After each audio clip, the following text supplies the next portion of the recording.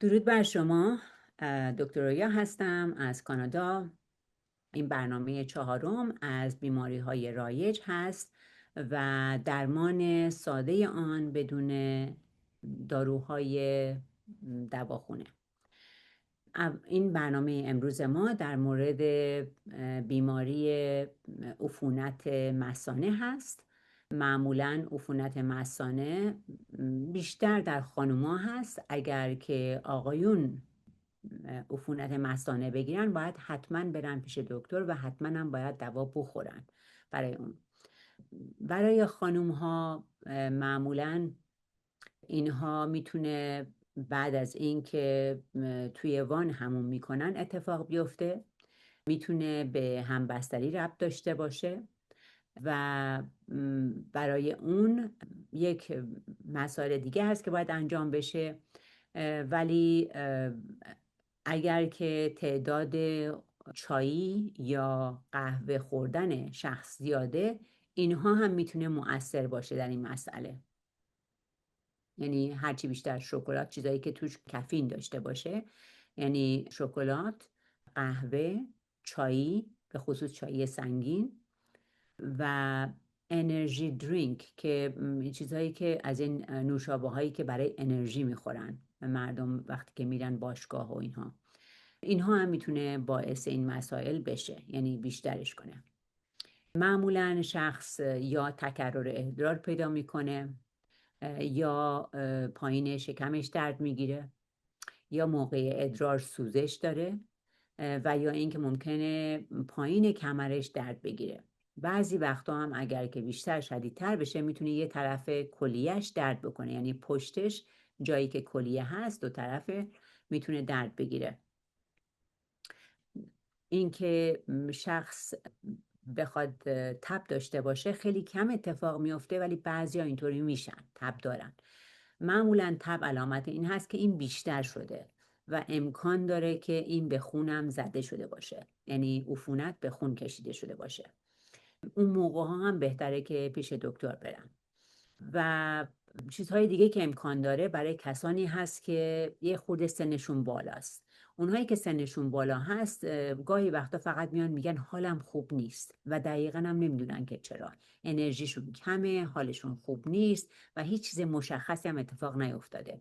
اینها هم امکان زیادی داره که همین عفونت مثانه پیدا کرده باشن و بعضی وقتا هم دقیقا نمیدونن کجا هستن. این بیشتر جاهای اتفاق میفتاد که شخص توی بیمارستان بستری باشه یا یک جای خانه سالمندان باشه.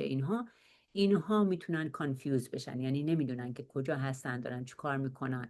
اگر که یه دفعه اینطور شد، اون میتونه علامت همین عفونت ادرار باشه. حالا برای اینکه از این بخوایم یا جلوگیری بکنیم، اگه کسی مرتب این چیزا رو داره بخواد جلوگیری کنه، باید از خوردن قهوه، نوشابه، شکلات و نوشابه های انرژی، چای و اینها جلوگیری کنه برای چند روزی تا این کمتر باعث اذیتش بشه. و آب باید بیشتر بنوشه. اینجا ما میگیم با کرنبری در حقیقت یه جور مثل زرشگویناست. اسم واقعی ایرانیش رو نمیدونم ولی سعی کردم پیدا کنم. میگن زغالخته، هم میدونم زغالخته داخلش هسته داره، پس و این مثل بلوبری داخلش هیچی نداره، فقط ترشتر و قرمزتره. به هر حال اون هم کرنبری رو میتونین استفاده بکنین. اگه کرنبری رو یه خورده نرمش بکنین و توی آب بریزین، اینو قبل از صبحانه، قبل از نهار، قبل از شام اگر بخورین با آبتون، این میتونه جلوگیری کنه و یک مقدار از این عفونت رو کم بکنه. معمولاً به اندازه 2 روز تا 3 روز اگه اینو بخورین خوب میشه. چیز دیگه دارچین هست که میتونید به اندازه یک قاشق چارخوری دهنتون بذارین و آب گرم با عسل، یک قاشق کوچولوی عسل توی اون بریزین و اینو بخورین. هر دوی اینها ضد عفونت هستن، ضد باکتری هستن، بنابراین میتونن که مثانه رو تمیزش کنن. در عین حال یه چیز دیگه وجود داره، بیکینگ سودا یا همون جوش شیرین. که اونو فقط باید به اندازه یک نوک ناخن یا به اندازه نوک قاشق کوچولو بخورین. اون رو با آب گرم بدون عسل اون رو میخورین.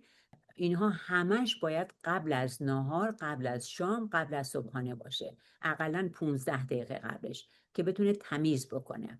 این خیلی مهم هست. این رو فقط به اندازه هر کدوم از اینا رو میتونید شما استفاده بکنین. نباید هر سه تاشو با هم استفاده بکنین، فقط هر کدومش رو جداگانه. میتونید صبح یکیشو بخورین، ظهر یکیشو، شب یکیشو، یا اینکه میتونید هر سه تاش همون یه دونه چیزو بخورین، فرق نمیکنه. ولی این جلوگیری میکنه حتی اگر اونهایی که بعد از همبستری اینو پیدا میکنن، این بیماری رو، میتونن بعد از همبستر شدن این رو استفاده بکنن و حتما برن ادرار بکنن که این باعث بشه که عفونت بر نگرده توی مثانه. و اگرم که بخوان میتونن قبل از همبستر شدن این رو بخورن. به هر حال اینها باعث میشه که جلوگیری کنه اگر که تکرر ادرارشون یا تکرر عفونت مثانه‌شون زیاد هست، میتونن از این استفاده بکنن. امیدوارم که بتونین از این مسئله استفاده بکنین اگر که این بیماری رو پیدا میکنین و بتونه جلوگیری کنه. اگر که تا 2 روز یا 3 روز خوب نشدین، البته باید برین پیش دکترتون و آنتیبیوتیک بگیرین. امیدوارم که خوش و خرم باشین و همیشه تندرست باشید. تا برنامه دیگه، فعلا خدا نگهدار شما باشید.